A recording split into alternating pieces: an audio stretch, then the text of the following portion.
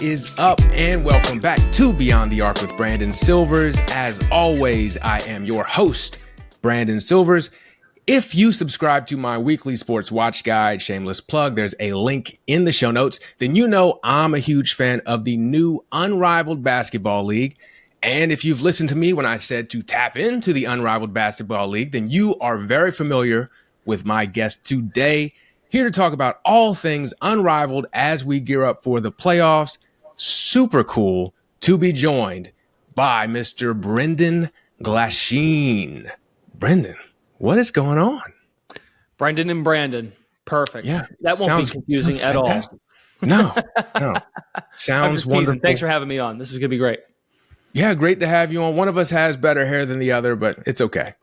You got a nice beard, though. The bald beard look, that's a thing these days, and I think you've got it going on. So I like to think that I'm a trendsetter of sorts. So we'll see. But Unrivaled, let's get into, before we get into that, actually, I got to know not only how this opportunity came about, but I know you're also with the Connecticut Sun. Let's just go ahead, take it all the way back for everybody. How did you get into doing play-by-play? Oh, boy. How long we got? Well, you realize when you're told at a young age that you're probably not going to be a major league blank or a professional blank. And that's not to ruin anyone's hopes and dreams. It's just I realized in my shoes that was going to not be a thing. I played baseball growing up, Little League, but I would be the kid in like right field that would talk into his glove. And like, because like the ball didn't come to you in right field. I mean, rarely did, at least in Massachusetts playing Little League baseball, not many lefties were pulling the ball to right field. Anyway, kind of grew a knack for wanting to be someone that was part of it. Mute the video games, put a different spin on it, and just be part of. And when I watched games at a young age, I would listen to the announcers just because I thought that was just another way of looking at a game, or not even so much the product on the court, but how they went about doing their respective jobs, play-by-play, color, just the whole thing, and watching a broadcast. I've done plenty of. I went to Syracuse University, great program. I think most folks are aware, great program, great alumni base. Got out like a lot of people do, latched onto some colleges, doing a bunch of different sports, basketball included, women's college, men's college, piecing it together. And one job, just to connect the dots for people, I've told this now a few times, but I was doing professional lacrosse for the New England Black Wolves. They're an indoor professional team. Now they have since moved. They've relocated to Albany, but part of the National Lacrosse League. I bring that up because the New England Black Wolves shared Mohegan Sun Arena with the Connecticut Sun. So having done the lacrosse games, some of the management would run both teams as far as like the marketing, production, social media, ticketing, all of it. And I would just make mention, I did the games there in New England, Mohegan Sun in Connecticut for a couple years, and I would make mention to the folks and say, hey, I've done basketball. Now, Bob Husler did Connecticut Sun games for 15, 16 years. He was their only primary voice forever. And then, of course, the bubble happened in 2020. But my point being is I would kind of keep tabs on it, just following along as a consumer, because I was working the winter season at Mohegan, and you just kind of knew what your environment was.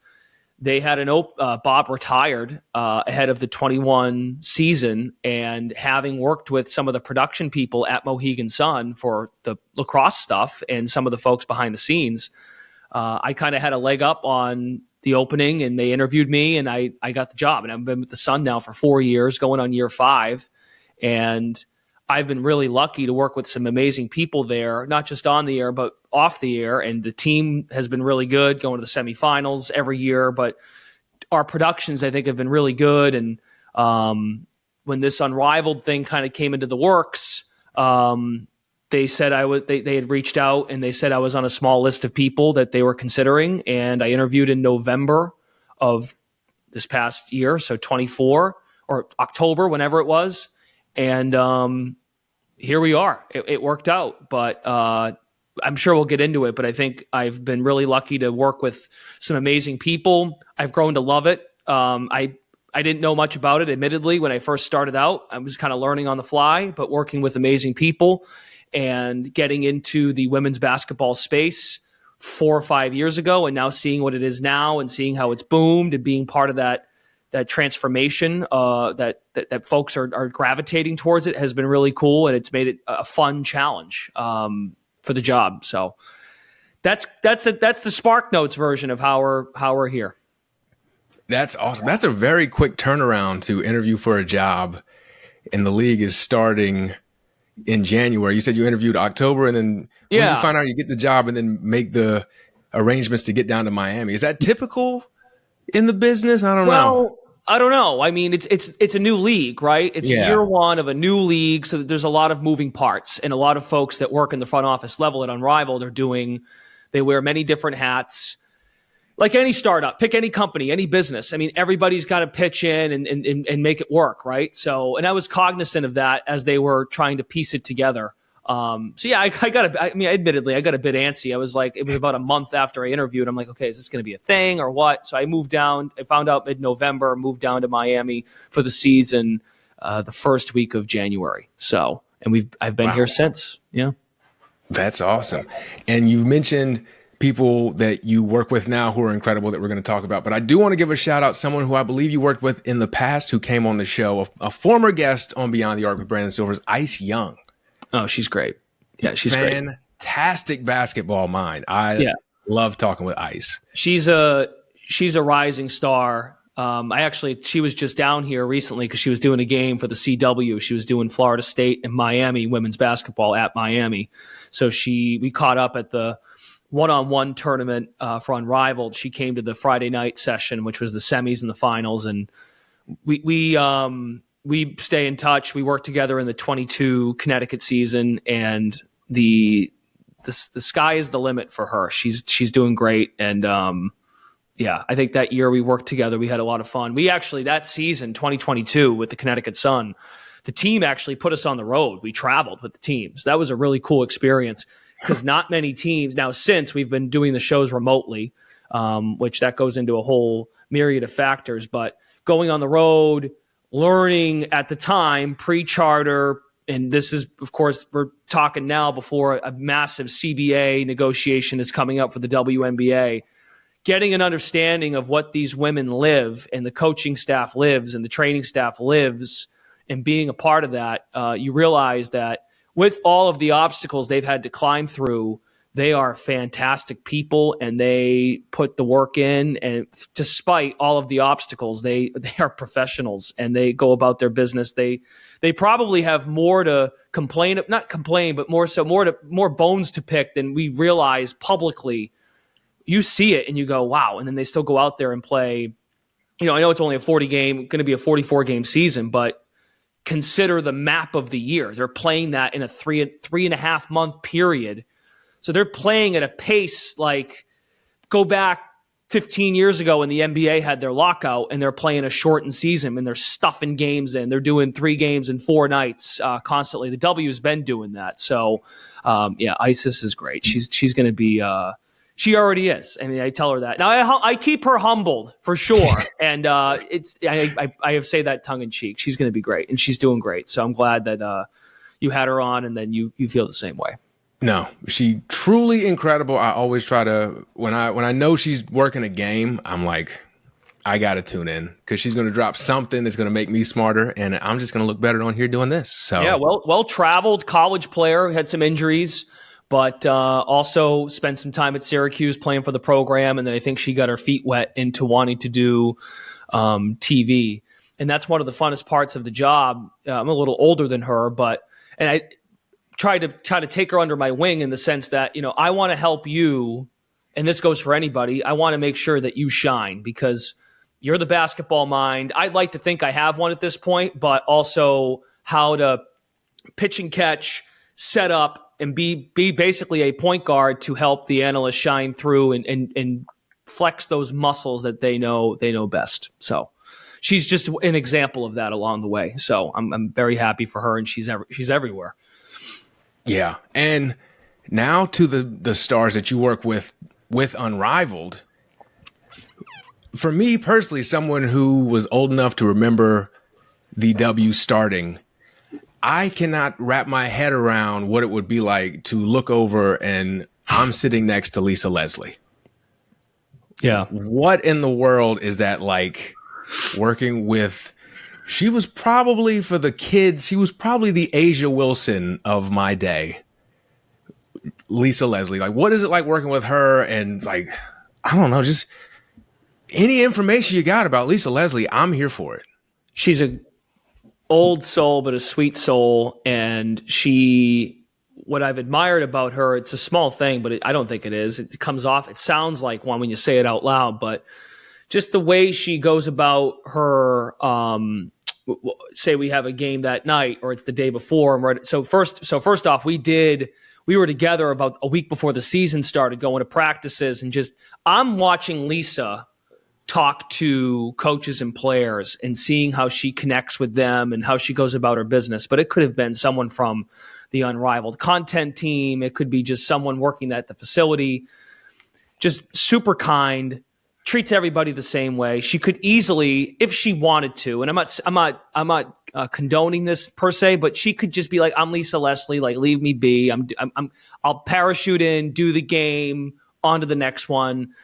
That is not the case. She's been an ambassador for women's basketball altogether, but also players just like you, I mean, and like me, that they're looking at her like, oh my God, Lisa Leslie's in the gym. I better not mess up, or I better have my bleep together. So I've really enjoyed getting to know her, and she's been super welcoming to me.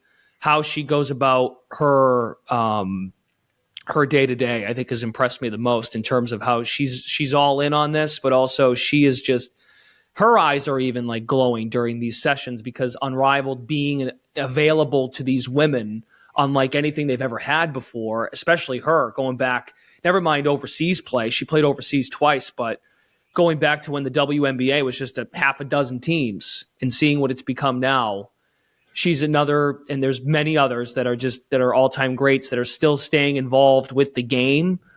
And Lisa is, she's got a big bright smile every time she's out there because I think she's like, this is what we thought it could be, and this is what we think it should be, and it's playing out in real time. Is this her first broadcasting gig too? No, she's done tons of studio. She does some work at CBS. She's done games as well. I think a few years ago, I could be wrong on this, she did the Commissioner's Cup for Amazon. That's right. That's right. You're right. See, but most of her background, Brandon, is in the studio. But she loves being on site. It's just a different, and that goes into everything about Unrivaled. I call it like it's like the nightclub for basketball, exclusive nightclub for the best women's basketball players in the world. So there's a different energy, like anybody, never mind Lisa Leslie, you, me, when you're in the building and you get to feel it, no matter what, women, any level of sport, never mind women's basketball or Unrivaled, just that's a different kind of, you feel it more. And but yeah, she's done, and she's doing stuff. She's helping out the Turner folks in the studios in Atlanta when she's not here. So when the schedule came out, that's a whole bunch. That's a whole other discussion, just in terms of how they're doing the scheduling and who's doing what where. So she's got her fingerprints all over it at this point. Yeah, and not just Lisa, but I know. Let me make sure I got all the names right. You got Sarah Kustok, you got Taylor Rooks, Allie LaForce, Stephanie Reddy. I'm trying to make sure if I'm forgetting anybody, by all means, let me know. What is it like? You got all this talent. Roz doing games too. Yep. Yes. So what's it like? You've got all this great talent, and then y'all come together on a short notice, kind of a short notice. How is it developing chemistry with everybody? Yeah, it's a good question, and a lot of people ask that. Truly, I think for any play-by-play announcer, that's part of your job, is to make it work. And I know, look, we're not mining coal. We're not pulling teeth. We're talking about basketball, for crying out loud. So if you can't have fun doing that, then you're probably not cut out for it. But to take it back a bit, to bring it back to Connecticut for just a second, when I first started with them, so Connecticut's had the Connecticut Sun in their booth with Bob doing games forever. They've had giants, women that have done games, that have played in the WNBA, that have done professional broadcasting. Sarah Kustok, I missed her, but she used to do Connecticut Sun games years ago. LaChina Robinson, who spearheads ESPN's incredible coverage, was doing the Olympics. She's done NBC college games, still doing them. My first year with the Sun, the three analysts I work with were Rebecca Lobo, Kim Adams, who does a great job covering college games, and Monica McNutt. Before Monica even exploded into what she's doing now, before she joined with the Knicks, doing stuff at ESPN full time. A couple years ago, Isis Young. A couple years ago, Andrea Carter did 6 or 7 games with us. The beauty of being in Connecticut, I know it's a small market team, and but being near Bristol and that connection, I think that's something that they've leaned into. So having Megan McEwen, who does games for NBC, congrats to Megan, by the way, she just had her firstborn child. So, Megan's on maternity leave at the moment, I believe, unless she's back in the studio. It wouldn't surprise me. Megan's everywhere too. So Ashley Battle works for the Celtics, played in the league. So having done so many games with so many great established people, it forces you to be an open mind, not only know their background, but lean into what they know and what they're comfortable with, know their style. So I thought I was really ready when coming down here to lean into that even more. So that really hasn't been much of a challenge. I mean, I have when I first got down here, I had a sheet, a separate Word doc that would have credentials. Lisa's is a little long. I can imagine, yeah. But yeah, I think you gotta finding out who each other are, but also understand at the end of the day, it's a basketball game. And especially if the game's close, lean into that and, making it so that we're just having fun. We're having fun. And I don't know. I think, that's not easy at first, because when you first start out at play-by-play, you want to make sure you're nailing the call, you're fundamentally sound, you're on top of the play. So I sound a little selfish when I say that, but that's just because you want to make sure that you're good. But then as you get into it more and you work more high profiles like this, Unrivaled, TNT, okay, that's great. You do your thing, but now the next step is, while you're doing your thing, let's make sure that the analyst and the reporters shine through, that we collectively make a great show. And that's ultimately what it comes down to in TV. Yes, it's a game, but yes, it's a show.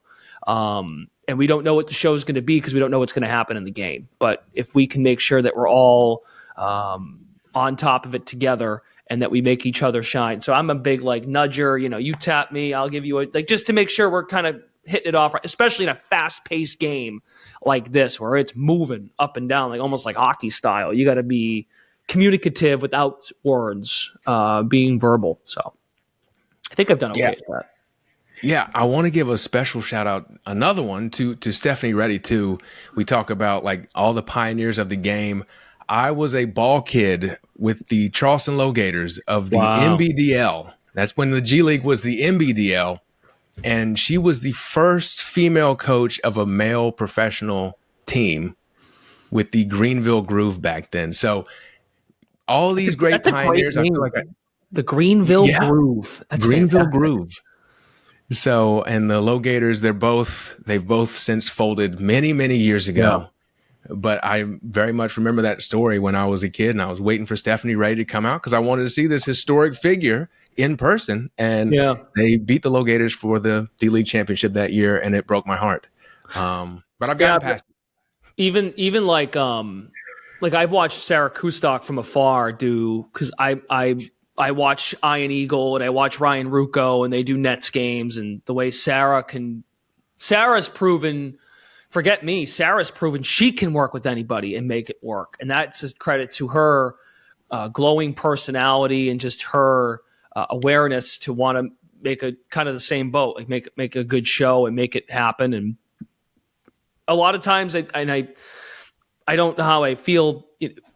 Analysts will come in and they'll go, hey, whatever you need, you're steering the ship, and then I'll do what you need me to do, kind of thing. And I appreciate that, but then I try to flip it back and then return the favor. And that's not a hard thing. I'm just, that's just how we're kind of chit-chatting along. And then, you mentioned the reporters. I mean, I've watched plenty of a lot of folks. I've watched plenty of NBA on TNT. I've watched Allie LaForce and her rise. And Allie, they're so sharp. Cadence, timing, Taylor, relationships with the players, and just how they're so in control. That is a hard job, sideline reporting.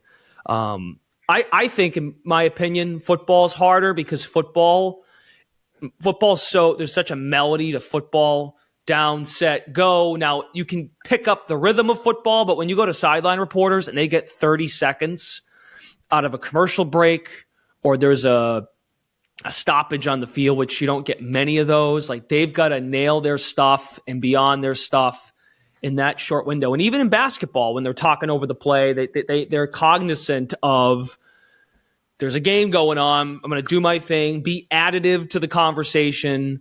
And they just pick their spots so well. They are so professional at their craft, and they've carried that over seamlessly into a new product that is Unrivaled. And you would think this is no knock at them. I'm a big believer in, like, you've got your assignments, so whatever your resume is your resume, and you'd love to there's probably people that would love to do more stuff, other sports, cover other stuff. Allie and Taylor, correct me if I'm wrong, haven't had a big women's basketball background because they're so busy doing other stuff.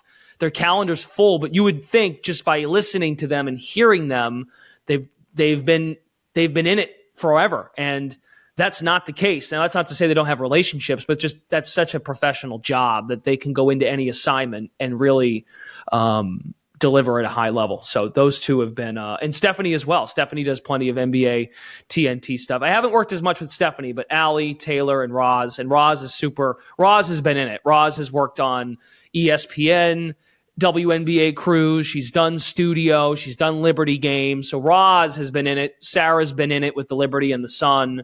But the way Taylor and Allie handled their business is top tier. And I wasn't surprised. It was more so if I was in their shoes, I'd go, okay, this is different than what I've done.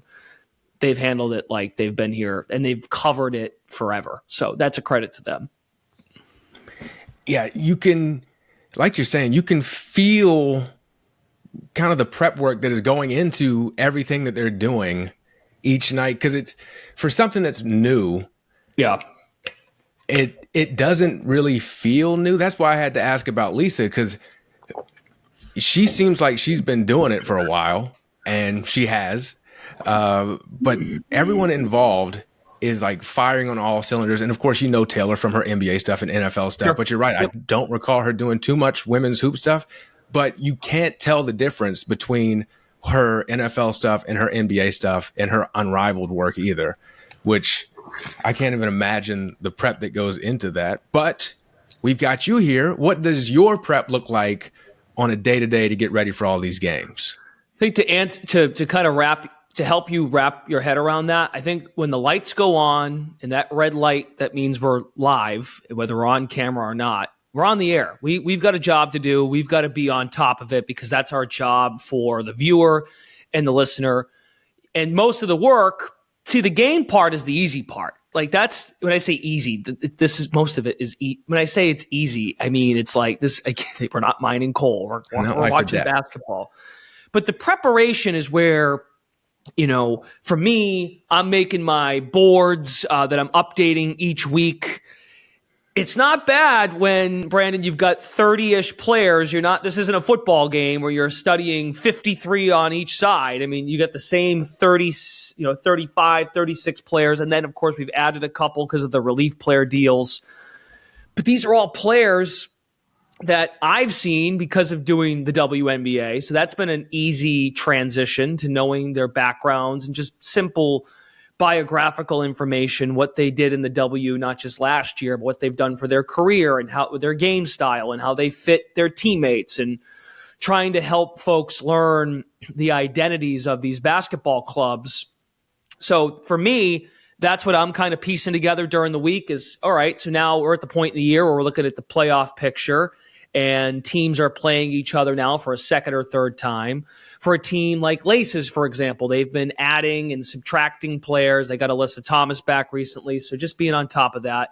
Day of game, they've done a really nice job, Unrivaled, giving us just like a professional show, and we're getting access to the head coach and a player or two in our meetings day of the game and asking questions, getting an understanding of game plan, how chemistry from the team side has come along, and playing with players they maybe have never played with before, or Sabrina Ionescu and Satu Sabali have united, and Brianna Stewart's back with Jewel Lloyd, and those are things we're hammering early in the year. I think now, folks, okay, we got an understanding of who's who, who's where. But when being on TNT, which has never had professional women's basketball on their air, and seeing the growth of women's basketball in the last year or two in terms of viewership and new fans and folks that maybe aren't as dialed into it, you have to understand. I think there's a balance. You have to be understanding that there is a baseline knowledge of folks that are coming into these games that know the W, know these players' personalities. Then there's a fraction that doesn't know that. And so there might be things I repeat. Aaliyah Edwards, why does she wear the gold and purple braids? Okay, I know if someone's watching every week, they're like, Brendan, we get it. Geez, you're hammering this thing to death. Or Jewel Lloyd was nicknamed the Gold Mamba by Kobe Bryant when she first entered the draft. But you never know who might be tuning in for the first time. So I recycled a lot of those things during the one-on-one tournament because, look, it's the one-on-one tournament. We haven't had something like this in the United States since going back forever, okay? Like when NBA guys were doing it, like Doc Rivers was doing one-on-one and whatever. So you just try to have a balance of let's educate, not educate to the degree where you're insulting someone's intelligence, but inform, and then also let's pick up on trends and what's happening in front of us. And I try to be aware of that. And like I said earlier, have some fun with it and try to grow each week. And as we tell the stories of the players, we tell the stories of the clubs and how they're kind of coming together. So I'll show you. This is an example of what I'm talking about with like a board. So this is like something like this. I got the players, bio info, numbers, just kind of team note stuff from the coaches when we talk to them in the morning, coaches and the players in the morning. And that's constantly being updated, but that's how I look at it. And I think preparation wise, that's something I thought that I could bring to the table when I interviewed for the position, doing the Connecticut Sun. I know some folks are thinking, well, you were doing games for you were doing at a local level. You were doing games for a market for one specific team. My counter to that is true, which that's true. And we have our home games there on NBC Sports Boston. Share the Celtics. That's where our games primarily are. However, when you watch a WNBA game and there's, say, all 12 teams are in action, so there's 6 games going on. Well, if we're outside if they're on CBS or ESPN, if they're all local shows and say we're being picked up by NBA TV or we're being picked up by Amazon Prime or we're getting picked up by CBS Sports Network, or if we're on Ion on a Friday night and we're doing the game and it's Dallas at Connecticut Friday night, and Ion will oftentimes use the local crews, but there's a reminder, and they mention this like, hey, just as a reminder, this isn't a Sun show. This is a WNBA on Ion show. When you watch a game on League Pass, folks are getting your feed. You can't pick the feed you want. You can't pick, if you're a Seattle Storm fan and you're watching Storm at Sun, unless you're in Seattle, you're getting the Connecticut feed. And that introduces a whole other thing. And this is where the NBA, I think, has nailed, the NBA's got it going on with the global element. With the WNBA and the rise of women's college basketball, a lot of fans of the Unrivaled League, fans of the WNBA, they might like 4 or 5 teams. They might like 5 or 6 players. So equal coverage to the players and to the teams has already kind of been instilled in me, because there's a responsibility to me. The league's only got 12 teams. You've only got 36 players here. We don't know. There's no real data on who the fans are. They're just fans of the sport and they're fans of these women, but they're not market based to me. So having that mindset preparation wise, like we have to touch on everybody and bring everybody up because the league is too young. 20, almost 30 years old is not old. That is still a very young league that is growing. Now, maybe someday when there's 20 WNBA teams or 25 and it touches every area of the country, we can be a little bit more selfish from the standpoint of, all right, you're coming to watch the Sun. We're going to be 75% Sun, and then maybe we'll mention some stuff about the other team. And you watch that now, you watch NBA games. That's how local shows handle it, and I have no gripes against that. But when you got a giant, like a star coming into your game, you're gonna touch on that player. So if LeBron's coming to town and it's Lakers Celtics on a local level, and not many of those Lakers Celtics games are on local shows, they're national shows. So that's what I'm getting at. The transition for me to Unrivaled now being on TNT, we're rising up all 6 clubs and we're picking apart 3 different matchups in a weekend, or sometimes even more than that. Now that I think about it, when you play Friday, Saturday, Monday, and there's 2 games a night. I've tried to carry that same mindset because that's what the game needs right now. Women's basketball, especially at the professional level. Now, when you watch a college game and you like Iowa or you like LSU or you like UConn or you like Baylor or you like South Carolina, well, that's how they drive television ratings. You got alums, you got people that are just fans of those schools, and that's great. I've got nothing against that. But now the next step is, okay, Angel Reese is in Chicago. I want to watch how Angel does at the professional level. Caitlin's going from Iowa to Indiana. Now we've got a ton of people that watch Indiana Fever games. Rakia in LA. So that rookie class is transcendent because I think people now are keeping their eyes not just on those players, but how the rest of the landscape looks. And that's how I try to go into each week is we've got a responsibility to cover all of it. That brought to mind, I believe you had the Asia Wilson 1,000 point call, correct? That was so real quick story on that. So that was at the middle of September. And just to kind of go insider production on you, normally, like I said to you earlier, or maybe we didn't get this on the air. I think we did get this on the air about traveling. We traveled in 2022 for the Sun because of a studio setup situation. We ended up actually going to that game in Vegas. And that wasn't because it was Vegas and Connecticut and they were in the finals a couple years ago. And yes, it turns out the best player in the league was featured in that game. It all just timed out that way that we went to Vegas for that game. Not a bad place to go, to be honest. I mean, going to Vegas, come on now. I mean, it was during college football and NFL too. So I had some fun on the side there watching some games, like a perfect call game on Sunday afternoon. This is great. And it wasn't a national show, so our local show was needed to fulfill our duty. So it all timed out that there was a real chance that Asia would get the 1,000 points in a season milestone. So not just having called that remotely, having been there was a whole different beast. But go ahead. Go ahead. That was amazing. Go ahead. No, just that kind of spoke to your call of that. Kind of speaks to what you're talking about here. Like you couldn't, I mean, I guess you could have stood up and started booing, or I don't know. That would have been quite the viral moment. But you called it as though you were an impartial observer of history, which is what we all were. And that makes a difference when you're handling it that way. It would be different. Who was it? Tommy Heinsohn with the Celtics back in the day. He might have run on the court and played defense against Asia. But we're not there yet with women's hoops. I think we're getting there, but we're not there yet. So I think the way that you handled that kind of speaks to what you were talking about. Yeah, just now like too. that's a huge moment for the sport. And we're watching when folks are watching us. So this is the opposite of what I was saying. So people that are watching NBC Sports Boston at that time are people in New England. So I actually find when we do road shows, we have an opportunity to lean in more and be more Homer-ish.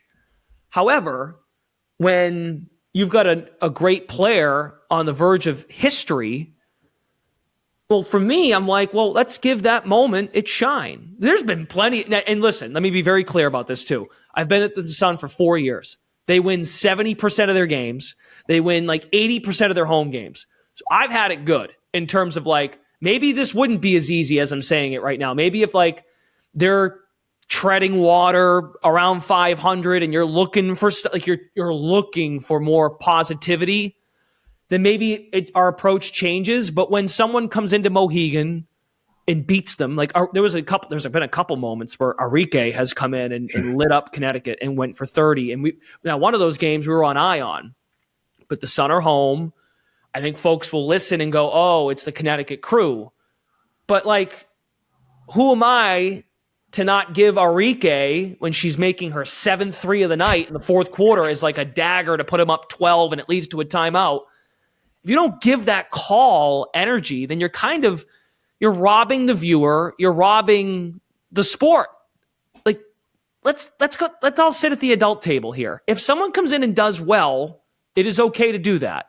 As opposed to what? As opposed to becoming a talk show and dumping on the rotation defensively.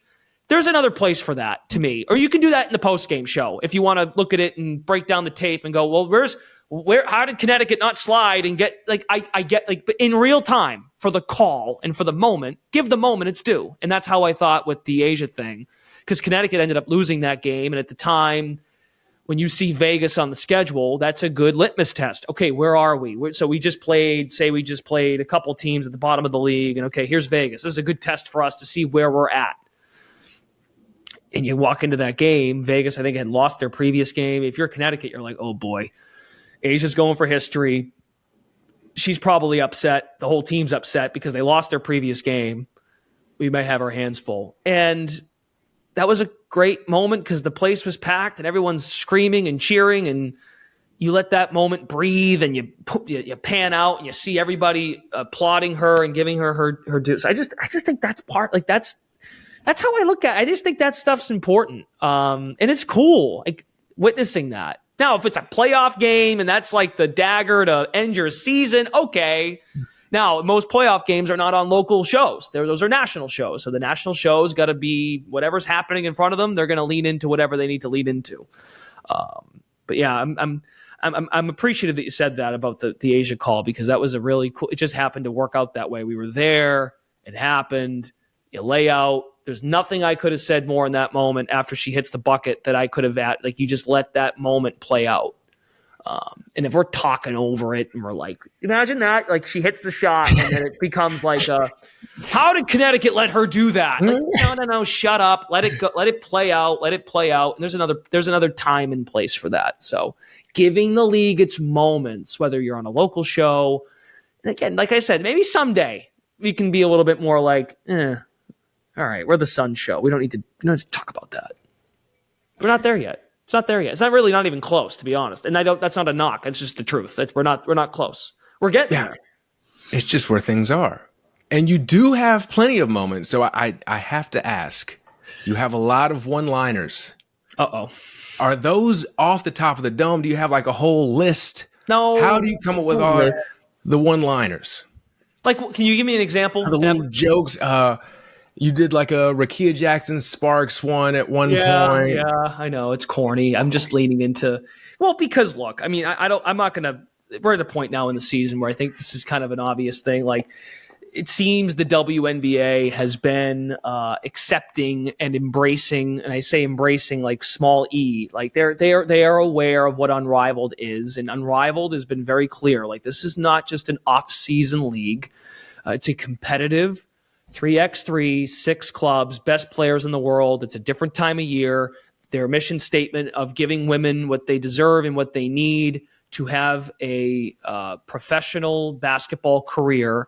Obviously, the timing of the season makes a lot of sense. It's not converging with the WNBA and the summer season.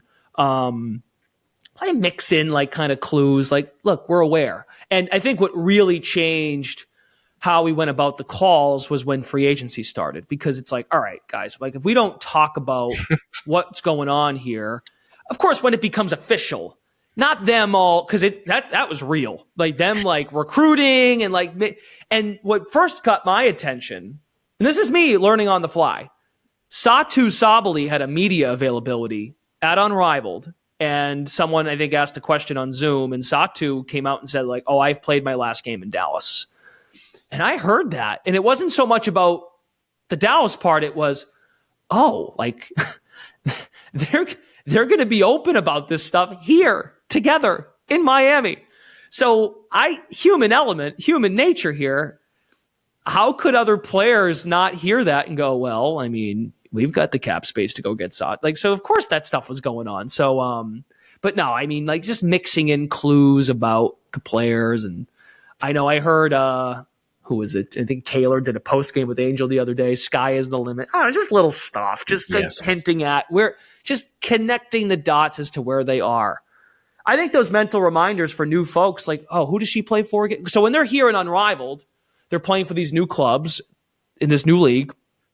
Just subtle reminders. Hey, she plays for the LA Spark. Because how many times have you watched a game with somebody, pick a sport, and people are just shooting the breeze on the couch, and they're like, "Oh, where did she play in college again? Or where is she from again?" Like, that's what the viewer's doing. That's what the audience is doing. So you just try to mix in that stuff to be like giving background info on who they are. That's what that is. I'm also, when I'm watching, trying to come up with my own one-liners. The only one that hasn't gotten me kicked out of my home yet is shooters shoot, but hooters hoot when the Lunar Owls do a thing. That's the only one that's really gone over well here. So I'm going to keep working at it, but maybe off the air you give me some tips. Is that patented? Maybe I'll steal that from you.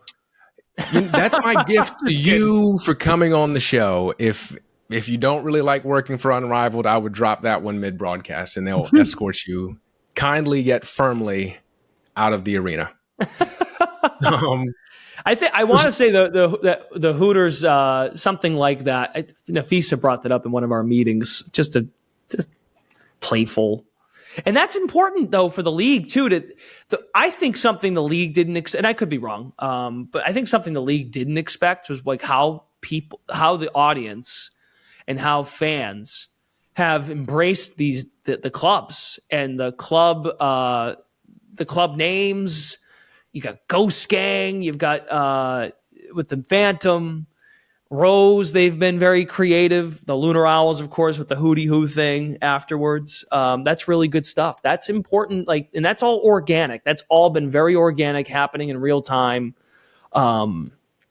It helps people gravitate to becoming a fan. This goes back to what we were just talking about, becoming a fan of those 5 or 6 on that team and learning more about Skylar Diggins-Smith if you didn't know much about her previous to her pro career. I mean, Skylar was and Skylar's talked about this, how she took a season off because of maternity leave. Then she's very honest and open about how she didn't have a great build up to last year because it was a rickety off season because of having a child. And Skylar now is like pouring out into this experience of and she's kind of had a chip on her shoulder. Like, I just want to remind people like how good and how lethal I can be at 34 years old. So she's been a really fun watch and a fun personality to follow and learn from. Yeah, but like that, leaning into the names and leaning into all that has been really good because now, again, you're allowing folks to become fans of not just the clubs, but the individuals and the personalities. And that hopefully, and Brandon, the other thing about this, I think Unrivaled had this in mind, is having, and I just hinted at this a moment ago, having everybody in one place for 10 weeks. When the finals in the WNBA end mid-October, or if your season ended at the end of September because you didn't make the playoffs or you were an early exit, typically the conversation is, or the conversation begins and ends with, so when do you pack your stuff and get out of here? Where are you going? Oh, well, I actually have the movers coming on Wednesday to move out of my little my 1-bedroom suite, and I'm heading to Turkey. Where are you going? Well, I'm gonna go to China, and I'll be gone. Okay, see ya. See you in April. And then crickets. We don't hear anything. Now, we might see tweets and we might see reports and we might see you refresh the transactions page, but we don't, like Phoenix, for example, like in the last month, Satu Sabali's on a plane leaving Miami, and this seems like a small thing, but it's not as far as coverage. It's not Zoom, and Zoom's great. We're doing I get it. That's helped everybody for the media business, the content business. Get it. Satu's on a plane. She's doing her introductory press conference with the backdrop, full house of media, being asked questions about now being a member of the Phoenix Mercury. 26-year-old, budding star, that's getting the proper attention. You got Kalia Copper, who wasn't even part of any transaction, going to Phoenix and asking her the first question. Like, that's good stuff. That's pro sports. Alyssa Thomas just did it this week. Tuesday off day, off to Phoenix, introductory press conference, full house of folks covering your team. Now, while the W is not a full, it's a 3-4 month season, or 5 months if you make the playoffs, as opposed to a 8-9 month season like the NBA is. But you're getting that's professional coverage of your franchises. Kevin Durant, when he went to Golden State, okay, we're going to put the Hamptons trip on pause and we're going to go to Golden State because that's what the job is. That's pro sports. And those things, being here in the United States to play professionally outside of the W season has kind of opened and freed all that up. That's how it should be. It shouldn't be like wow, like they're here. Like, I realize we're seeing all that year one in real time, but that's how it should be. That's important. So that's cool. Yes. I think it's good. Yeah. Because as a fan of women's basketball, I've spent many off seasons trying to keep up with the players overseas. Yeah. Not the easiest thing to do. It's certainly not as easy as I'm going to turn on TNT or True TV and there they are right there. That's the beauty, right? It's been so having that, and it's slowed down obviously because all the big moves, the most of the moves are over because now we're about a month and a half or so from training camp. But that's the beauty is, and that's why I think Kevin Durant had that tweet recently about people picking apart NBA All-Star. He's like, it seems like people just want to watch the NBA to make fun of it or follow free agency and offseason. The beauty of Unrivaled is people were leaning, or I keep using that word leaning into, but they're following the tea leaves of offseason movement. And then we got a game on Friday and we got a game on Saturday and they're playing. There could be situations where their team, like Angel Reese and Ariel Atkins, played together for the first time after that trade just went down between Washington and Chicago. They're playing competitive, dug in basketball at a high level in America on a big network, national audience, and then there's still stuff to talk about of substance from Tuesday to Thursday. That month or so we just had was, I think, great for the sport and great for the league for both leagues, because it's generating a 24/7, 365 news cycle of women's basketball. And not to mention, you've got the college game going on too. So I think it was Sunday when Notre Dame and NC State played. So Unrivaled, to their credit, picked their spots with the calendar. Sunday is a premier day for the women's game at the college level where there's marquee games. You're not going to get it right every time. There was a scenario earlier in the year when I think South Carolina and LSU, because it might have been because of the snowstorm. They had to move that game. They moved the game to Friday. Yeah, but it was Friday at 5 p.m. Eastern. So it was, for us, we were like, this is great. It's a 5 p.m. start, two big programs leading right into Unrivaled at 7:30 or 7:15 on a Friday night. So can't get it perfect every time, but they've picked their spots of how to maximize audience and have TV windows where they are the show. They are the best thing you can put on your television or stream that night. That's true, because you mentioned Sundays and then Thursdays I think of as women's college hoops. And even Fridays now I've come to associate with WNBA on Ion. Yep. So filling that Friday void for me, and then you got the Saturday and the Mondays, it's been it's almost like it's a dream come true to a women's basketball fan, because it's just all the time. Even Mondays too. I think Monday, I was saying this for a while now. I think my first couple of years, and I'm talking about any time of the year, doing the W for a while, I noticed that at least early on, there were not any Monday games, and then that changed this past year because they put some Caitlin Clark Monday night games on NBA TV because they had that time gap to fill. So outside of Monday Night Football in the NFL, I mean, you can kind of own Monday. And that's like, I get it. If it's like Duke, UNC men, or there's a premier men's game on ESPN, like that's, you're going up against that. But having the Monday window too, I think is something that you can capitalize on. I've just come to find own Monday, especially in the summer when people are coming back from vacations or a long weekend. I think most people, maybe I'm wrong, Mondays are like, all right, let's sit down, put something on TV, and what do we got going on tonight? So Monday's another one too, I think. Yeah, completely agree there. And we've talked a lot about kind of the cool off the court stuff that's new. On the court, obviously 3-on-3, but we got to talk about the 1-on-1v1 tournament because like you said it a little bit, you touched on it a bit earlier, really unprecedented, at least without Doc Rivers' involvement, to have pro basketball players play one-on-one against each other on such a huge platform, because clearly they play in practice and everything, but to play it basically, always.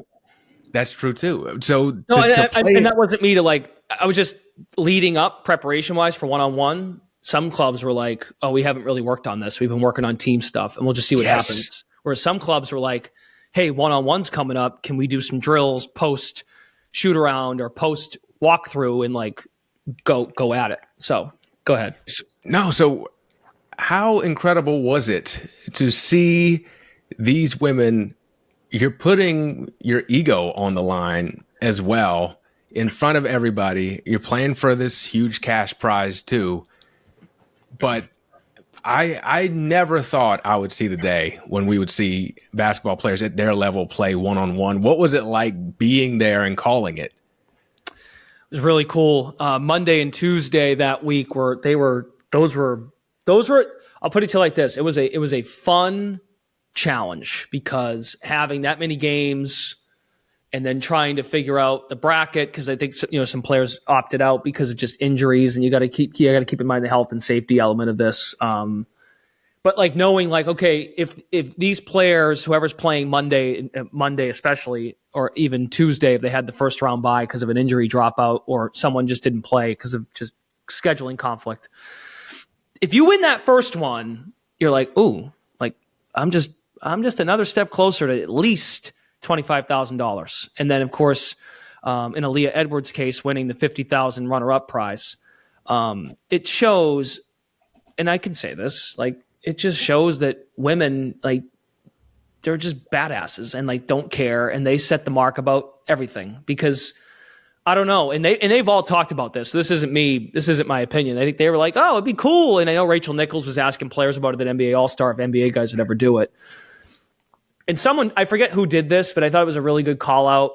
Breanna Stewart, co-founder of the league, she kind of had to, and this is just my opinion, like she kind of had to play. Like you have to play in the one-on-one tournament. But to your point, you're putting yourself out there, and Aaliyah Edwards, who let's not forget, folks, again, it's the 36-ish best players in the world playing head-to-head. Aaliyah Edwards, I realized, was just 1 year in the league. Breanna Stewart's been in the league for 10 years. Aaliyah Edwards took her to school and hit three-pointers. She's not normally a three-point shooter. The handle, the dribbling. So the work she had been putting in Unrivaled, not just the games, but working with Phil Handy on a day-to-day basis. And Phil's got an unbelievable resume as a coach, as a player development coach in the NBA, but working with stars, off-season training, what have you. To be to put yourself out there and just to handle it with grace and to handle it like she beat me, like all good. Like Breanna Stewart's gonna be fine. And that's why I think folks were like, oh my God, Stewie got served. And that's what we're like, that's a thing now too with the internet. It's just like this gotcha stuff. It's like, guys, like it's a damn game. And if you can't go out there and compete, and Nafisa Collier put this well, when they were putting the league together and they introduced the idea, one-on-one never gets associated with women's basketball. it never get like in terms of the competitive nature of it, like it's never like a queen of the court thing. Most people associate one-on-one with, they think about it and they hypothesize what might happen in their head if two guys did it. Well, it should be in the culture of women's basketball too, that we can go out and do this too, and we can put ourselves out there and see who's got the best handle, best conditioning. Conditioning certainly mattered. Your ball handling certainly mattered. Can you create your own shot? That was what was fascinating about it. And then something for me, calling it, which was kind of a weird balance, was, are we handling this like it's All-Star Weekend? And they were going out there battling, especially day two. It got pretty chippy out there. The way they were getting up when they would, it was make it, take it. So when they would go up to the top of the key and you're and you're the defensive player, getting in the low stance, digging in right at half court, like they're just fully into it. And the cash prize doesn't hurt either. But so creating a narrative or a culture where one-on-one can be done at any level, but like, let's remind people like why we love the game. Like you want to go, that's how you grew up playing the game. You're playing in the backyard, you're playing at the schoolyard, and you go through you play a game of horse, you play a game around the world, you run threes, and then say a couple kids got to go home because they got homework to do or whatever. You're like, all right, hey, before it gets too dark, you want to go, let's go one-on-one. That's kind of the feel they were going for, but also like, yeah, we're into it. Let's do it. And they had grace and no ego to go out and do. Like Enrique got taken to school by Aaliyah in the semifinals, and Enrique was just like, "You got me." Like that's just, it's all good. Like it's not gonna. I don't think it's gonna hurt your endorsement deals all that much. At the end of the day, it is a team sport. That's where most of these women have succeeded, and I think it's here to stay. It was good stuff. So I hope so, because it was, because you're right. The first round, you did have some people like trying to feel out, okay, what are we doing here? How's this going to go? Because the format might not be what you're used to playing one-on-one either. Half court, half court one-on-one, the make it, take it part. That's not a surprise. The fact that it was twos and threes, the idea was to keep the games moving too. Like they had just had a weekend of games, Friday, Saturday. You got to be aware of the health and safety elements of it too, because you're part of a season. So those were factors, I think, as to why most games lasted 4 or 5 minutes in real time total in games to 11. And you could tell that 4 or 5 minutes was not a normal 4 or 5 minutes. They looked, they're in elite shape. I know that they're maybe not in peak W season shape yet, but they're in good enough shape to play this fast-paced 3-on-3 game. Completely different when it's just you and someone else lining up for 4 or 5 minutes. It's probably like the equivalent of when I do planks in the gym, like 4 or 5 minutes. That would be like 77 years in plank time. Right. That's what it looked like. I was like, whew. Because it's all you. You're creating your shot every time. You're not playing off the ball, and that's the beauty of the 3-on-3. But I think that it blended well to 1-on-1, because in 3-on-3 you can't hide anywhere. You can't just be the knockdown corner three pocket shooter. You've got to be moving constantly. Ball screens, crashing the glass, off ball screening to create space for somebody else. Like you just can't take breaks in 3-on-3. So I know folks might think, well, it's just 3-on-3 and it's a small court. That's not quite basketball. No. You're just taking a 5-on-5 and you're peeling off a layer of it to a 3-on-3 dynamic where you're involved in every single play. And if you don't get yourself involved in every single play, you're going to get beat the other way. So that kind of, I think, had them ready. Ish, not really. It was a whole different animal. I mean, Nafisa Collier has been the MVP of the league. That's no surprise. I mean, it's not a surprise that I'm saying that. I think seeing how it's played out, she's been unbelievable. Even her, after her first game, she played all 4 rounds to win the whole thing. She was the only player to have to play every single round that advanced to the semifinals. And Nafisa, even her, after playing her first game, after she was gassed. It's a different kind of shape, is I think what we found out. Definitely. Yeah. So I am curious, because I know Aaliyah Edwards in the 1-on-1, she shocked a lot of people. You're someone who has seen a ton of basketball, women's basketball. either between the 1v1 or just in regular team play, who are some players you've seen who you're like, I didn't know that they had that in their game, but that's nice. Or there might not be any surprises because, I mean, it is 36 of the best players in the world. So it's a great question. Because, I feel like I get in this trap where I'll forget somebody. always. Let me think. Okay. Couple that stand out for sure. Kayla McBride. And maybe that's my fault because when you play, Kayla's played with the FISA now for the last handful of years in Minnesota, but when Kayla McBride gets to be the go-to, especially in these nights where Alyssa Thomas has been out, Jackie Young's been out, Tiffany Hayes has been out, there's been a lot of demands of Kayla, tied for the league lead in minutes, having to orchestrate offense, rebound the basketball, organize everybody. Kayla's mind for the game, and she doesn't take a play off. She can shoot it. We knew that. She can shoot it, create space, create her own shot around the elbow. I knew all that. But how to kind of be someone who could set tone for a game, for a full game, not just for a quarter or get hot for a quarter. Kayla's been special. We've been reminded, and I think we all knew this, but I think it's a nice reminder. Chelsea Gray can be go-to. Yes.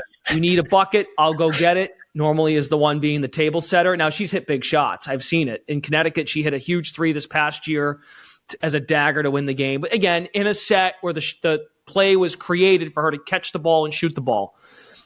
So Chelsea, it's not so much I've learned that she could do it. It's like a reminder, like she's playing a role to win championships and win playoff games in Vegas. But if needed, can go create her own shot. And then some diamonds in the rough. Ray Burrell. LA's got to be thrilled about the winter she's had. Now, Ray's next step is how to change speeds and she plays at one speed a lot, which sometimes works out beautifully. She blocked a couple shots and then she scored the last, I think, 9 points for Vinyl in one of their recent wins. Knocked down a 3, coast-to-coast layup. She's got the size and the body control, and she's putting it all together. So Ray's had a really nice winter. Who else? Those are the ones that jump out to me. I think along the reminder line, I think Skylar Diggins-Smith. Yeah, we hinted at that a moment ago. Yeah, earlier we did talk about it, but I mean, if you weren't around, especially because I remember when she was big time at Notre Dame and they were talking about her on First Take and all this stuff. Yeah. And she's been a really solid, like a fantastic player in the league for a long time. But particularly getting that glimpse of her level of competitiveness, and you hear the stories about her and everything, but to see it with the aggressive hooty-hoo post-game, and just seeing as we kind of say goodbye to the OG competitiveness freak in Diana Taurasi on the W side, getting a glimpse of like, oh, wait, we've got plenty of other people to carry the competitiveness torch.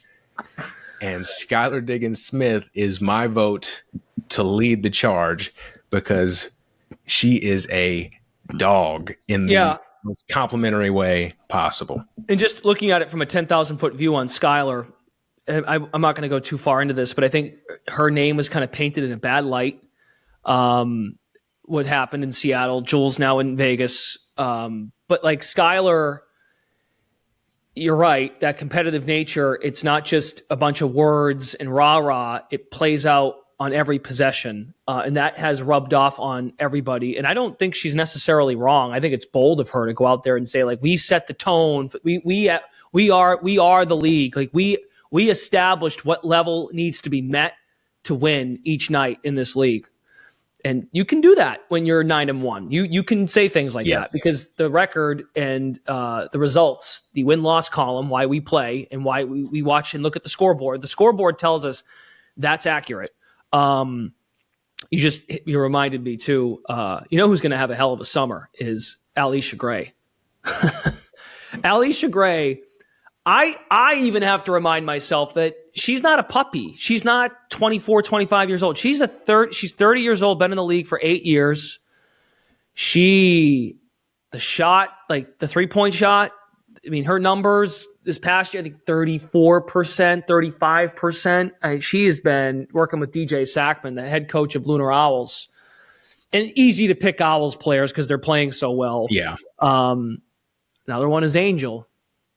I mean, these last 2 weeks, when you play as dominantly as she did in that 2020 game, the challenge of great players is, okay, great game, consistency.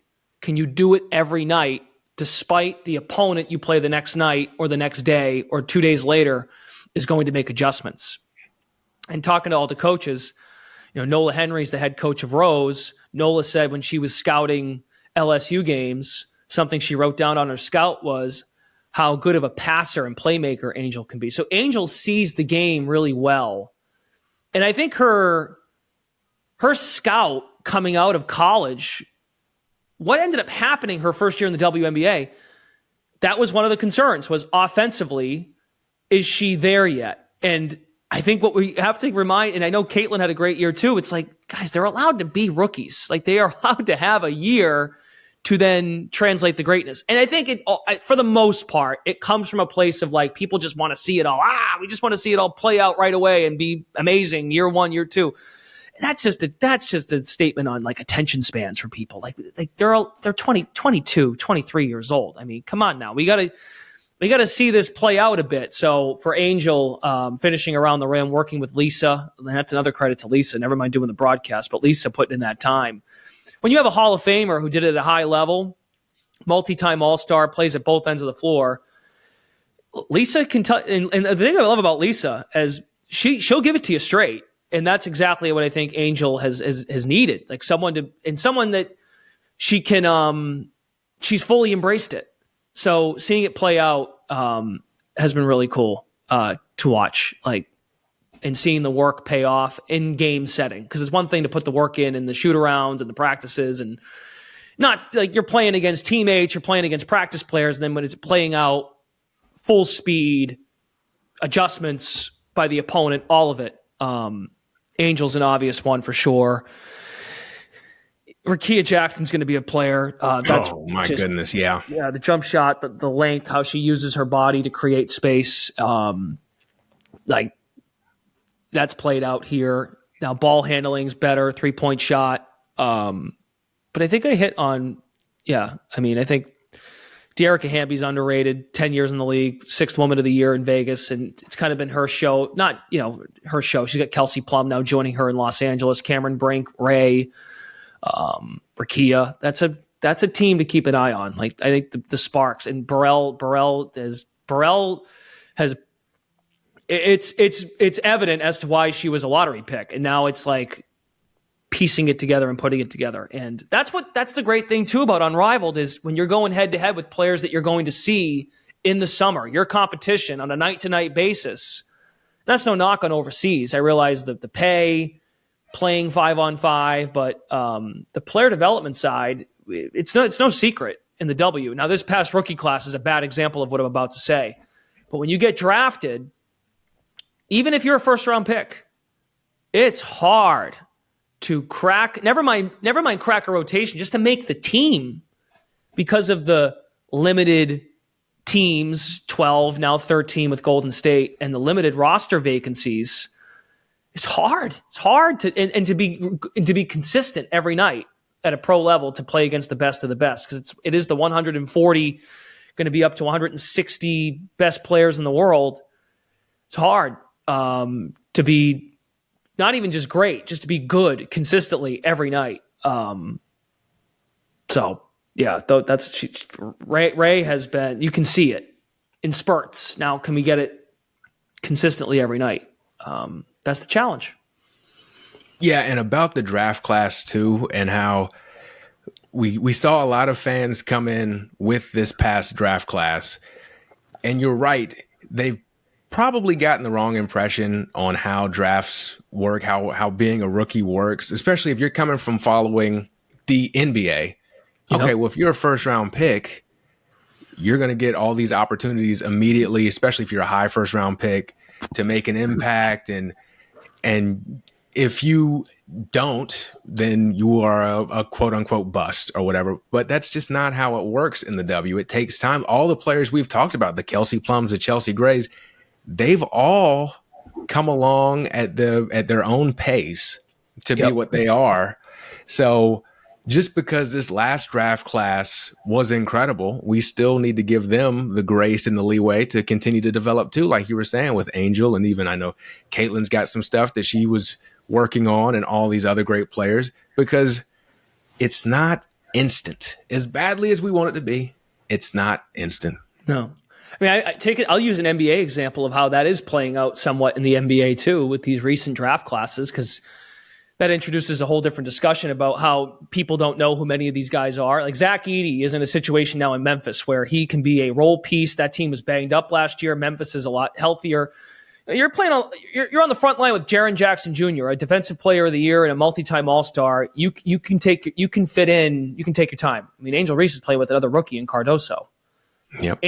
That team in Chicago last year lacked veteran leadership. So Angel was in turbulence trying to figure out, like, well, I know I'm a high pick. I know I have a lot of, I'm a star based on my following, and how do I balance that? But you're allowed to be a rookie. You're allowed to be a rookie. I think even Caitlin, she's not as outspoken, but even Caitlin had to learn that. Like, it's okay to lean on Kelsey Mitchell. You don't have to carry this team like you carried Iowa. You are allowed to be a rookie. And so the NBA example I was going to use, I always just mentioned Edey. Like, look at Cade Cunningham and his up this year.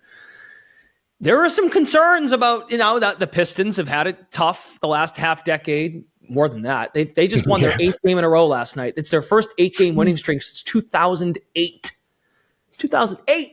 17 years ago. So I'm excited for the Pistons to have home playoff games and be back in the mix for the NBA playoff picture. But like, Cade Cunningham has come into his own, and I don't know, I can't remember exactly, but he's been in the league now 4 or 5 years.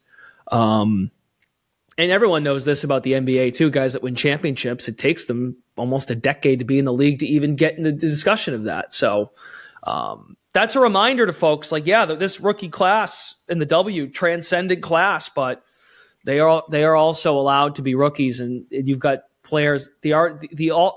Them joining already an elite level of stars in the W. They also had to put in that 6 to 8 years of figuring out who they are. That's why I brought up like Alicia Gray. 8 years already in the league, 30 years old. She's just about to hit that point in her career where I think she's gonna be a big part of what they're doing in Atlanta. So,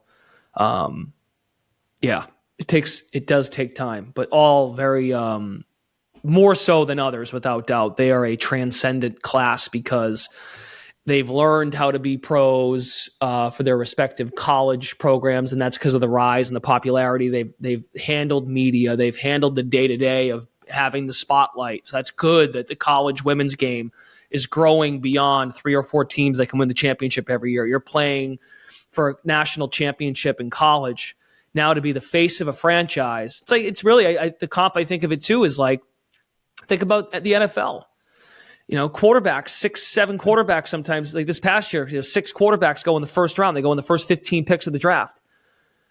Caleb Williams, he had it hard, right? He had it hard. Now, USC, Lincoln Riley, moving and grooving offense. Now you go to the Chicago Bears, and it's a little. I know you got some pieces there on the perimeter, and you got a running back like Swift, but a little different when you're not protected and you're playing from behind. So and that's what I fear, Brandon, about NIL and endorsements. I understand completely getting paid and taking care of your family, like Angel allowing her mom to that's tremendous. But we're putting a lot of pressure. There's a lot of pressure on these young athletes who are in their early 20s. And look, at some point in their career, they're going to be up for it. And I'm not saying they're not up for it now. That's a high demand for a young athlete. I don't care how much money you're making and how much winning you did in college. Like, now to just make sure we snap the finger and it translates overnight, you got to have the right people in your ear, and that's not me. I'm saying that for their sakes, they got to have people in their ear. Like, you got some time here. Like, crawl before you can walk, and then walk before you can run.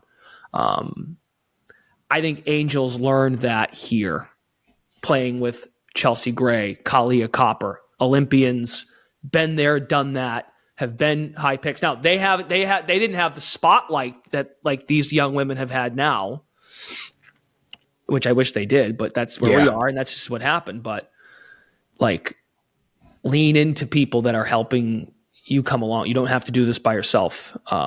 So that's any sport, not just women's basketball. Looking at it from like I just used the Caleb Williams example in the Bears, and then Jaden Daniels pops in and you're like, well, that guy figured it out. Well, yeah, I mean, they got a lot of stuff right. They changed the ownership. The coach got it. They got the court. It all just beautifully worked out. Now, okay, you set the bar high. Caitlin Clark set the bar high year one. What's year two going to look like? When people make adjustments, there's tape.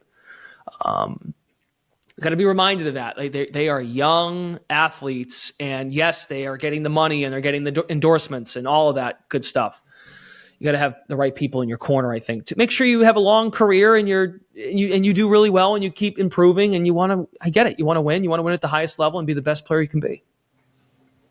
1,000%. And I think that speaking to Angel, not only getting to work with Lisa, but also Chicago signing Courtney Vandersloot, I think that's going to be huge for that team moving forward.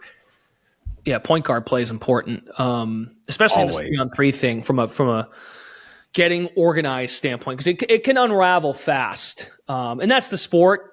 5-on-5, 3-on-3 teams go on runs. You hear coaches, they'll bang the timeout and go, okay, they went on their run like we expected.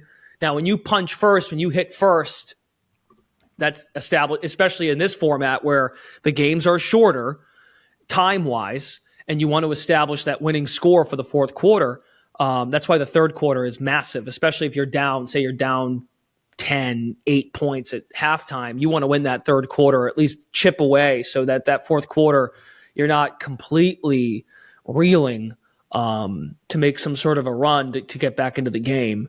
So yeah, I think having support, and also I think something I've found out, it's not a surprise anymore 5 weeks into it, but having I could make an argument that every position on the floor matters here. I'm just point guard play. So Chelsea has proven that she doesn't have to just be 7 assists, 5 assists, 6 assists a night. I can go out and get us a bucket when I need to. And having bigs that hold down the fort, because like Dearica Hamby has proven her worth to even to the nth degree, because she's one of the oldest players. That Vinyl team's a young team.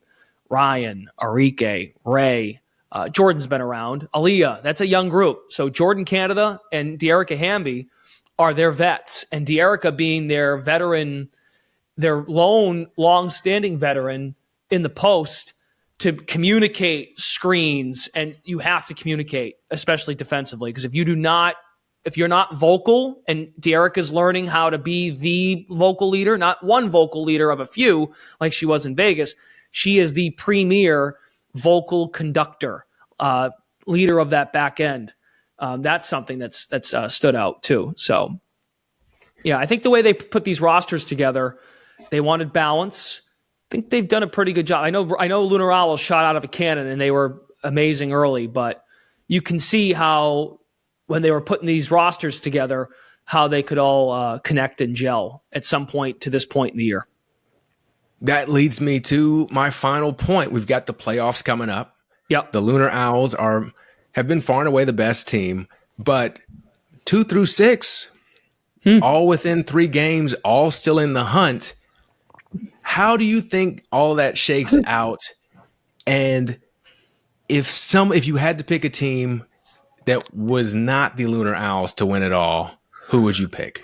I wouldn't. So Rose winning 5 in a row, they're figuring it out, and they've won. These last couple of wins have been without Copper and without Stevens. So that's why Angel, I think, it could have easily gone the other way for them, because I brought up bigs, foul trouble, how to manage minutes, rotations. Angel has been disciplined, understanding that, okay, I'm our lone big. So not only has she managed that, but also still chiseling space to get offensive rebounds, and finishing around the rim. So Angels elevated her play in those players' absence. So has Lexi Hull. I think Lexi kind of being a chase down defender out there. So Rose has got it going on. Brittany, and I love Brittany Sykes. I'm biased. Syracuse guard. She's great. Yeah. I love Sykes. Sykes just brings it every night. Energy. She doesn't have to score to be impactful. Defense. So Rose knows its identity. We're going to guard, we're going to rebound, and outwork you. And you're not going to have your best shooting night. So you better find a way to guard like we do. So Rose, I think we hear this all the time. Defense wins championships. So Rose, to me, if they're going to guard like that, and you've got an assassin, you've got a cold-blooded killer like Gray at the end of games, they've got the ingredients. Laces too. They were 4-0, now 5-5, so they're 1-5 in their last 6, but they've been banged up, piecing it together. I think Andrew Wade's done a terrific job with that group because he's 27 years old. He's never been a head coach before. He's been an assistant coach through the G League in DC with the Capital City Go-Go. He used to be a blogger. That's how he got his start. He was blogging, covering Wizards games for a DC basketball blog, and he worked his way up through doing video, player development, and now he's the new player development coach of the New York Liberty, and he's worked on the Mystics staff before. So through all that, they're 5-5, and they're only going to get healthier. Alyssa Thomas is going to alleviate a lot of the responsibility of McBride. And then, Vinyl, to me, they're so young, but Vinyl, they've yet to have a night where Ryan Howard and Arike Ogunbowale are both clicking at a high level. And I think that's kind of some folks might look at it just from the win-loss record and watching it why is it not working yet? And I'm like, that's not an easy thing. Those are two players that need the ball a lot. And there's one ball, as we know. But they're like Ryan has had a couple of big nights now after her 30-point outburst opening night. When they get Arike back, and Teresa Weatherspoon is just fantastic, amazing with her time is valuable with us, and we appreciate her time. She's so insightful, so she's got her hands full, and she's embraced every bit of it. Just this is me as a spectator, she's got her hands full to try to make that work. And if they get hot at the right time and they get in, that's a tough matchup. But I think Lunar Owls, they've shot the ball so well. They have they lead the league in assists. They play the game the right way. And that speaks to everybody we've talked about. Skylar, Alicia, and of course, Collier, who and I'm not blaming you for this, Brandon. It's just kind of funny to me, how Collier's just, let's talk about everybody else. Nafisa has been incredible through this whole thing, and she co-founded the league, and she's come in, she's built the league, and she's dominating the league because she's so smooth and so steady, and just such a credit to Nafisa because she's the perfect person to help steer the ship of a new project because she's not a roller coaster. She's just like this about everything. And I think teams need that. You need that person. Hamby's that person, I think, for Vinyl, for Rose. Gray's a little bit more expressive, but Gray's been there before. That's a team that's had a lot of personality, that Rose team. But when they're dug in, they're good. So, I think it's not a slam dunk that Lunar Owls is just going to coast to a title. It's single elimination in the semifinals. It's a single elimination final.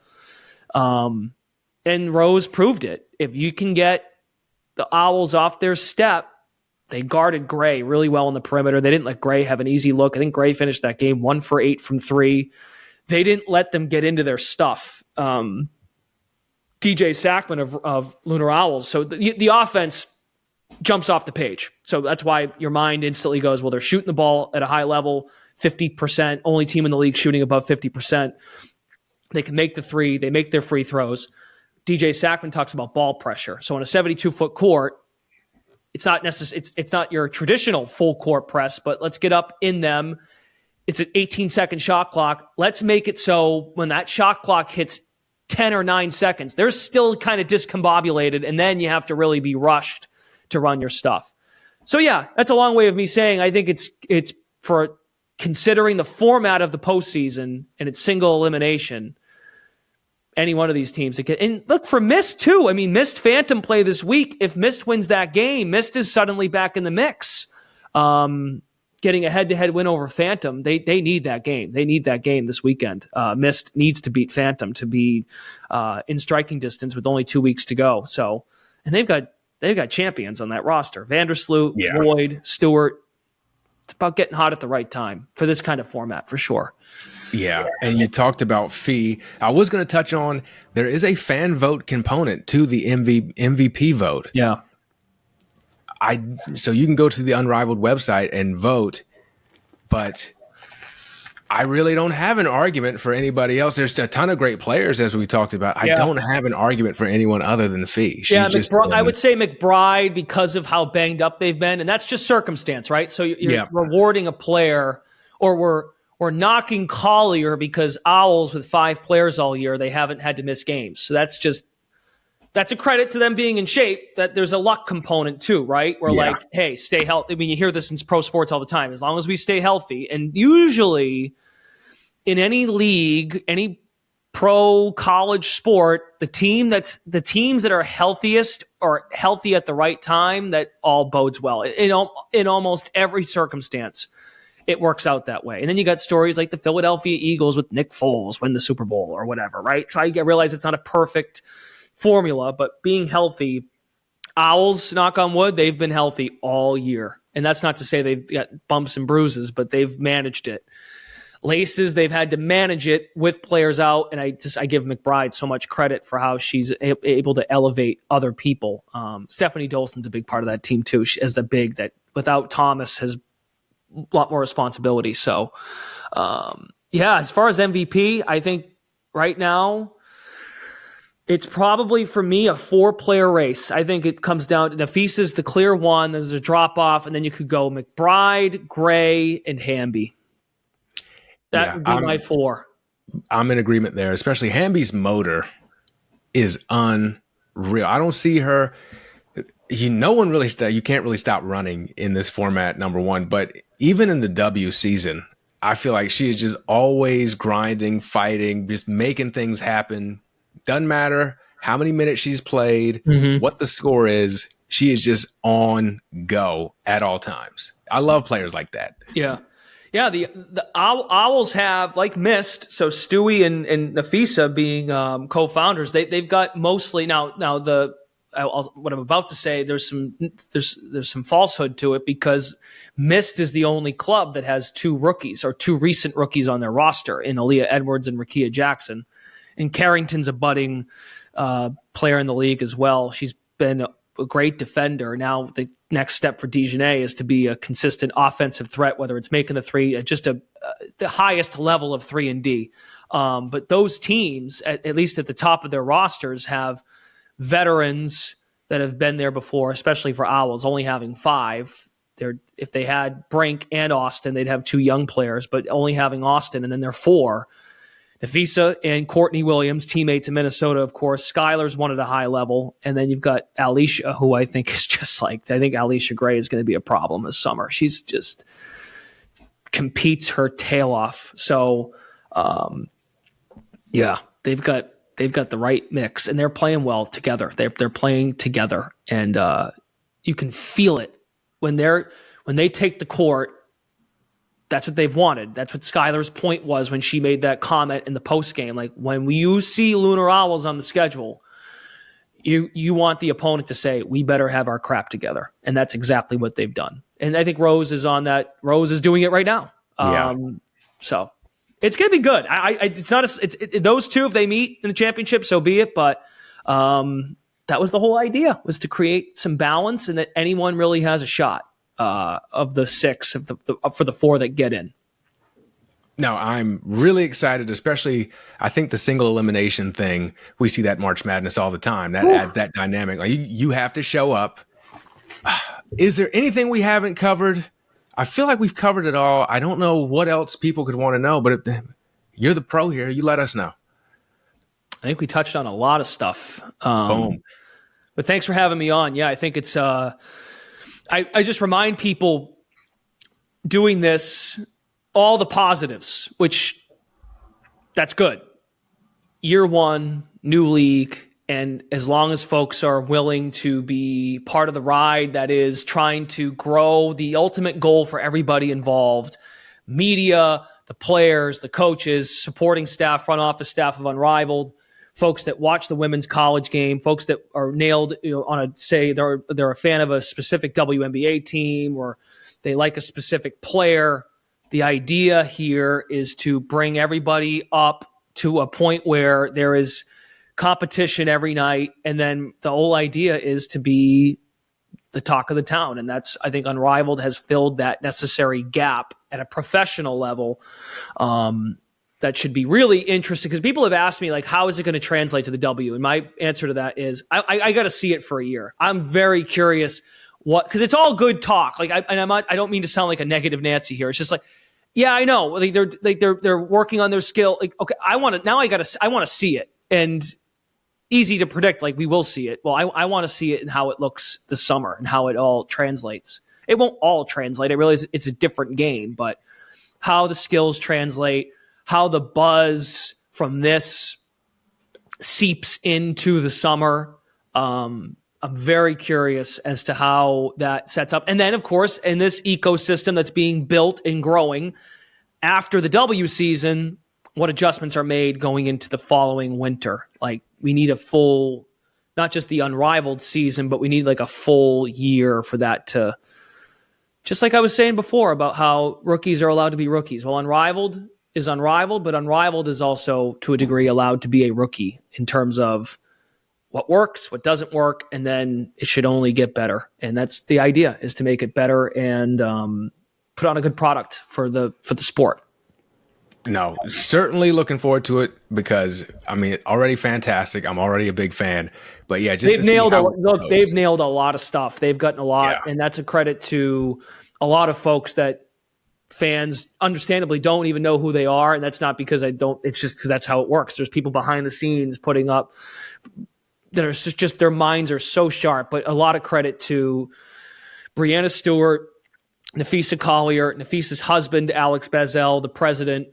They had this vision 2.5 years ago, and to see how it's played out. And that's the beauty. I don't think many people knew that. Like, they were thinking about this a while ago, and it just so happens that Stewart and Collier were the best players on each of their teams meeting in the WNBA finals. And that's pretty poetic how that all played out. So they've been excellent with their time, and just they are all just so good people. They're really good people, and they've got the right intentions here.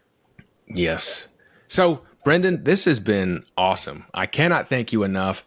If everyone else wants more Brendan Glasheen, where can they find you? TNT, baby. That's really what it is for me right now, finishing up Unrivaled strong, and I'm on the socials at Brendan Glasheen on X, and then BJ_Glash on Instagram. I'm on Blue Sky too. I think it's whatever that handle is, but it's my first and last name. But it's Unrivaled here for the next month before we get to the playoffs. If you haven't tapped in, please do. Also, they have a great show, Unrivaled Unlocked, that gives you some behind-the-scenes stuff that I like watching as well. This has been another episode of Beyond the Arc with Brandon Silvers. Appreciate you watching, listening, rating, subscribing, reviewing, and sharing. And I will catch you later.